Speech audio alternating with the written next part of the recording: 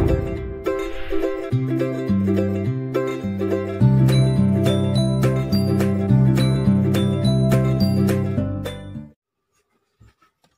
Everyone, आज हम लोग डिस्कस करेंगे chemistry class 12 unit first solid state part 5। आज का टॉपिक है ठोसों में अपूर्णताएं या बिंदु दोष या पॉइंट डिफेक्ट्स। चलिए तो आज चर्चा करते हैं। आज का जो टॉपिक होगा आपके रिटन एग्जाम के दृष्टि से इंपॉर्टेंट है। यहाँ से alternate question year by year पूछा गया है, तो चलिए अच्छे से ध्यान दीजिएगा। ठोसों में अपूर्णताएं, ठोसों में अपूर्णताएं का मतलब होता है कि ठोस, जब आप पढ़े होंगे पिछले वीडियो में, आप देख सकते हैं कि ठोस एक क्रिस्टलीय अक्रिस्टलीय रूप में होते हैं। क्रिस्टलीय ठोस वे ठोस होते हैं जिनकी निश्चित ज्यामितीय व्यवस्था होती है। तो ठोसों में यदि निश्चित ज्यामितीय व्यवस्था, उनके अणु परमाणु निश्चित क्रम में व्यवस्थित होते हैं, परंतु कुछ कारणों से उनमें अव्यवस्थाएं उत्पन्न हो जाती हैं, तो उसको हम लोग ठोस में अपूर्णताएं कहते हैं। यानी ठोसों के निश्चित क्रम में परमाणुओं का अव्यवस्थित हो जाना या उनमें विदलद होना ही ठोसों में अपूर्णताएं या बिंदु दोष कहलाता है। क्लियर? तो इसके दो कारण होते हैं। पहला होता है ताप और दूसरा होता है अशुद्धि। इसके कितने कारण होते हैं? दो कारण होते हैं। पहला होता है ताप और दूसरा होता है अशुद्धि।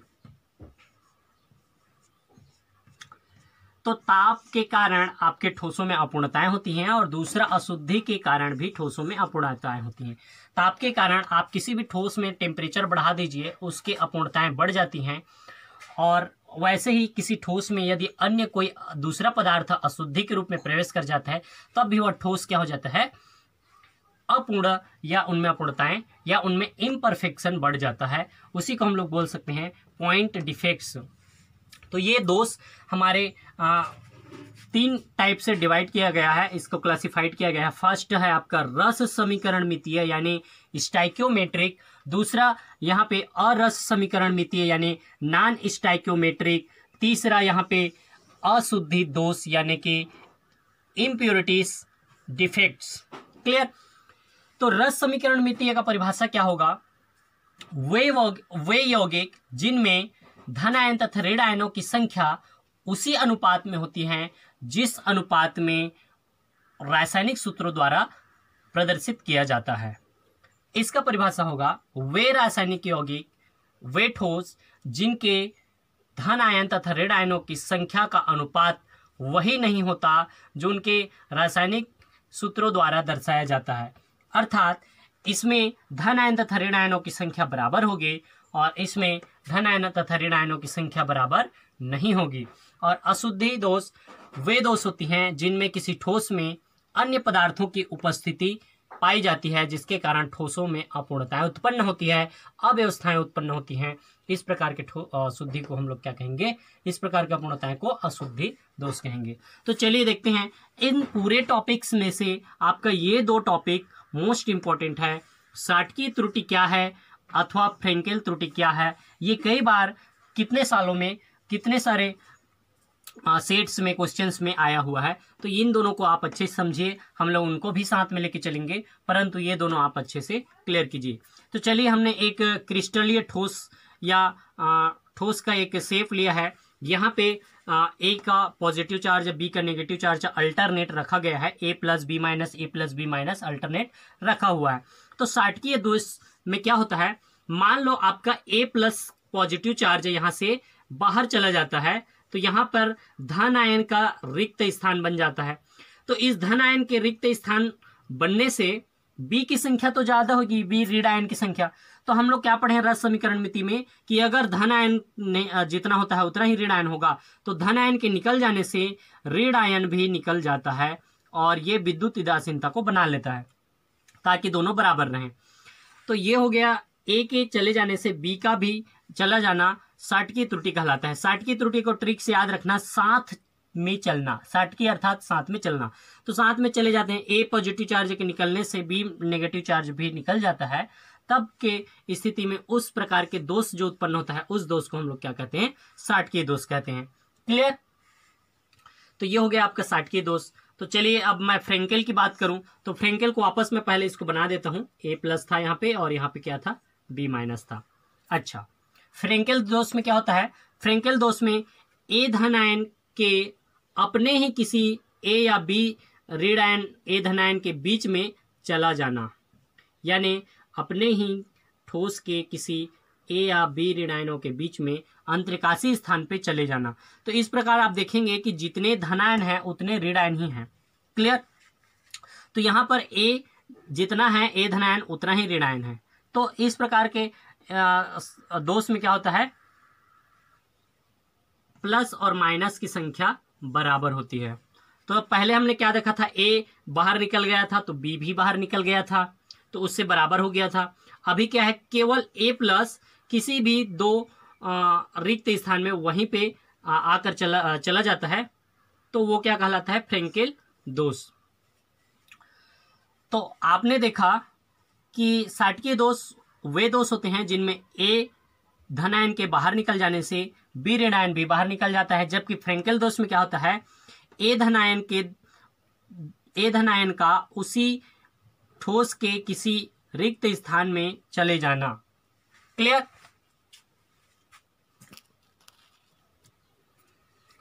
तो चलिए, साटकीय त्रुटि इंपॉर्टेंट है इसलिए मैं इसको एक बार और बता देता हूं कि किसी क्रिस्टल जालक में ए धनायन के बाहर निकल जाने से विद्युत उदासीनता को बनाए रखने के लिए बी का ऋण आयन भी बाहर निकल जाता है। तो इस प्रकार की त्रुटि या दोष को साटकीय त्रुटि कहते हैं। यहाँ पे देखिए, ए का धनायन बाहर निकल गया तो बी का ऋण आयन भी बाहर निकल गया।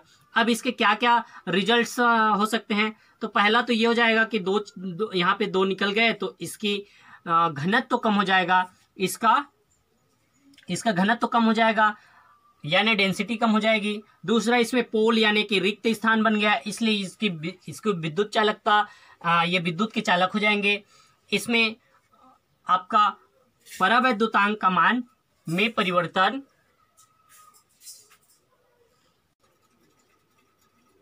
नहीं होता। इस तरह से आपको साटकीय त्रुटि समझ में आ गया होगा। फ्रेंकेल में क्या है कि इसमें क्या था कि केवल ए का जो धनायन है वो अपने ही क्रिस्टल जालक के अंदर किसी रिक्त स्थान में चला जाता है, तो हम उसे फ्रेंकेल त्रुटि कहते हैं। यहाँ पे बी का ऋण आयन उपस्थित ही रहता है, तो ये क्या कहलाएगा, फ्रेंकेल त्रुटि। फ्रेंकेल त्रुटि के होने से इसके घनत्व में कोई परिवर्तन नहीं होता, परंतु इसके परावैद्युतांक में परिवर्तन होता है। ये तो विद्युत का चालक होता ही है क्योंकि यहाँ पे अतिरिक्त धनायन और ये एक पोल बन गया है। क्लियर? तो ये दोनों आप डेफिनेशन याद रखिए और इसके क्या क्या परिणाम होते हैं इस दोष के उत्पन्न होने से वो याद रखिए। क्लियर? चलिए, उसके बाद हम लोग इसमें चलते हैं अरस समीकरण मितीय में। तो आपको मैंने बताया था कि इसमें मान लो 10 धनायन है तो इसमें ऋण आयन की संख्या कितनी होगी, 9, या इन दोनों का हमेशा कम ज्यादा होता है। धनायन और ऋण आयनों की संख्या का अनुपात सेम नहीं होता, जबकि इसमें क्या होता है, जितने धनायन होंगे उतने ऋण आयन होंगे, परंतु इसमें जितने धनायन होंगे उतने ऋण आयन का होना आवश्यक नहीं है, कम ज्यादा होती हैं। तो इसमें सबसे पहला दिया है धातु अधिक्य। नाम से आपको पता चल जाना चाहिए कि धातु का अधिक होना है, यानी कि धातु अधिक्य। तो धातु शब्द का जब भी यूज होता है तो धातु जितने भी होते हैं मेटल्स, वो क्या होते हैं, आपके धनायन रूप में होते हैं। तो धातु धनायन का ज्यादा होना, तो आप बताइए कि धातु का धनायन कैसे में ज्यादा होगा। तो यहाँ पर इसी में हम लोग वापस देखते हैं कि धातु का धनायन तब ज्यादा होगा जब यहाँ पे कोई अतिरिक्त धनायन आ जाए। तो चलिए, ये तो जितने इक्वल हैं, जितने धन उतने ऋण। तो अगर हम लोग धातु अधिक्य की बात करें तो सबसे पहला क्या बोलता है कि अतिरिक्त धनायन की उपस्थिति के कारण, तो कहीं से एक अतिरिक्त यहाँ पे क्या आ गया, धन आयन आ गया। तब की स्थिति में ये क्या हो गया, धातु, यानी धातु शब्द का मतलब होता है सीधा सीधा कि धातु जितने भी होते हैं वो प्लस या पॉजिटिव चार्ज बनाते हैं। तो सीधा धातु बोलने से आप समझ लेना पॉजिटिव चार्ज, धनायन। तो धनायन अधिक कब होगा, जब एक अतिरिक्त धनायन की उपस्थिति होगी। दूसरा यहाँ पर दिया है कि ऋण आयन रिक्तिका की उपस्थिति के कारण।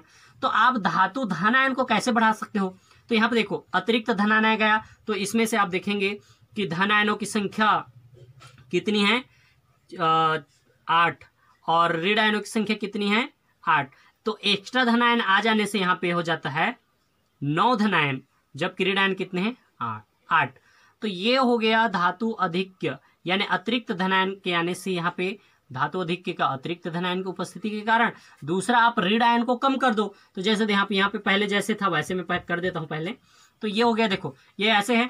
अब इसमें हमको क्या करना है कि धातु धन आयन को ज्यादा करना है, तो दूसरा कारण क्या हो सकता है कि यहाँ से कोई एक ऋण आयन रिक्तिका बन जाए। तो यहाँ पे ऋण आयनिक रिक्तिका बन गई, तो जहां पे ऋण आयन था वहां पे क्या बन गया, रिक्तिका। तो इस स्थिति में आप देखेंगे कि धन आयन की संख्या ज्यादा है, ऋण आयन की संख्या कम है। तो ये हो गया, ऋण आयन रिक्तिका की उपस्थिति के कारण भी धातु अधिक के दोष उत्पन्न होते हैं। दो समझ में आया, एक तो एक्स्ट्रा ले आओ या फिर बी को कम कर दो, तो दोनों ही स्थिति में क्या होंगे, धन आयन अधिक होंगे। क्लियर। तो इसमें एक बार और देख लीजिए, इसमें एक चीज होता है एफ केंद्र। एफ केंद्र क्या होता है, इसमें 2 नंबर का क्वेश्चन आता है, एफ केंद्र क्या है। तो एफ केंद्र देखिए, ऋण आयन रिक्तिका की उपस्थिति के कारण यहाँ पे, तो यहाँ पे देखिए इस प्रकार के दोष में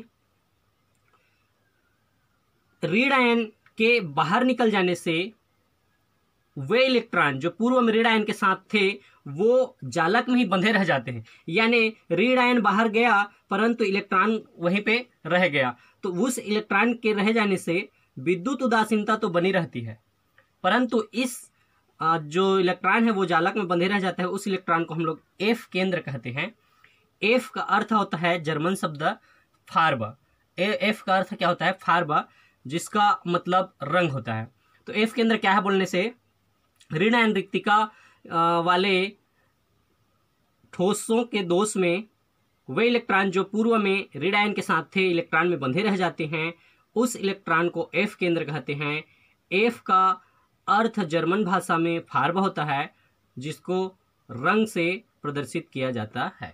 तो एफ केंद्र के बारे में आप लिख सकते हैं, कौन से में होता है, ऋण आयनिक रिक्तिका में। ठीक है, तो चलिए मैं एक बार इन 1 2 3 4 5 6 को मैं एक बार और रिवीजन करा देता हूं। सबसे पहले हम लोग देखे थे साटकीय त्रुटि। साटकीय त्रुटि में होता क्या था, ये देखो, ये पहले सब कुछ जैसे का तैसे मैं कर देता हूं। देखो, आपको अगर पूछा जाएगा सबको, तो आपको सबके लिए अलग अलग इस तरह से बनाना है और उसमें क्या होता है उसको बताना है। परंतु मैं एक बार और देखता हूँ, साटकीय त्रुटि में हम लोग क्या देखे, साटकीय त्रुटि में हमने देखा कि एक धन आयन के निकल जाने से एक ऋण आयन भी निकल जाता है, तो वो क्या होता है, साटकीय त्रुटि। फ्रेंकेल में क्या हुआ कि एक धन आयन निकलकर अपने स्थान से निकलकर अपने ही क्रिस्टल के किसी रिक्त स्थान में चला जाता है, तो वो क्या होता है, फ्रेंकेल। अतिरिक्त धनायन की उपस्थिति का मतलब होता है कि एक्स्ट्रा धनायन कहीं पे आ जाता है, जैसे यहाँ पे एक A+ आ जाएगा, तो वो अतिरिक्त धनायन की उपस्थिति के कारण धातु अधिक के दोष हो जाएगा। ऋण आयनिक रिक्तिका की उपस्थिति, ऋण आयनिक रिक्तिका मतलब अगर आप किसी एक जगह के ऋण आयन को हटा दोगे, जैसे यहाँ पे ऋण आयन हट गया तो यहाँ पे ऋण आयन रिक्तिका बन जाएगी, परंतु ऋण आयन के निकल जाने से वे इलेक्ट्रॉन जो पूर्व में ऋण आयन के साथ थे वो क्रिस्टल में ही बंधे रह जाते हैं, उसको हम लोग एफ केंद्र कहते हैं। यहाँ पे जो इलेक्ट्रॉन रहेगा वो बंधे रह जाएगा, और एफ केंद्र 2 नंबर का क्वेश्चन आता है, उसको भी आप लोग ध्यान।